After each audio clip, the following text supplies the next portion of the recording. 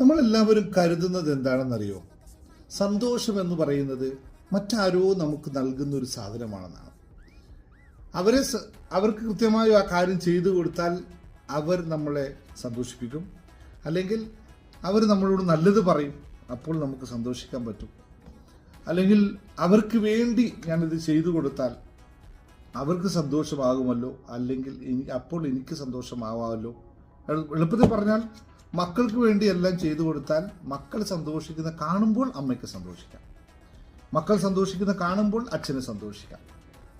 ഇല്ലേ? ഇങ്ങനെയല്ലേ നിങ്ങൾ ചിന്തിക്കുന്നത്? ഇങ്ങനെയാണോ നിങ്ങൾ ചിന്തിക്കുന്നത്? എങ്കിലൊന്ന് താഴെ ടൈപ്പ് ചെയ്ത് MSS എന്ന് ടൈപ്പ് ചെയ്ത് നോക്കേ. ഇത് ശരിയാണോ തെറ്റാണോ? ചോദ്യം നിങ്ങൾക്ക് തന്നെ വിട്ടു തരുന്നു. ഇത് മനസ്സിലാക്കിയെടുക്കേണ്ട ഒരു സംഭവമാണ്.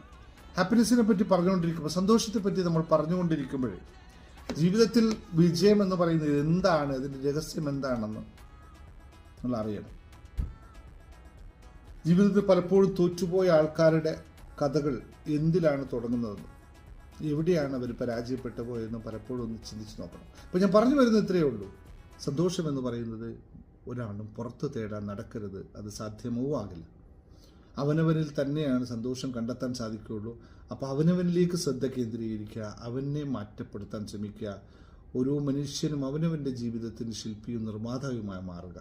മറ്റുള്ളവർക്ക് വേണ്ടിയുള്ള ജീവിതം അല്ല നമുക്ക് വേണ്ടത്, നമുക്ക് വേണ്ടിയുള്ള ജീവിതമാണ്. നമ്മൾ മാറുമ്പോൾ നമ്മുടെ ചുറ്റുവട്ടവും മാറാൻ തുടങ്ങുന്നു.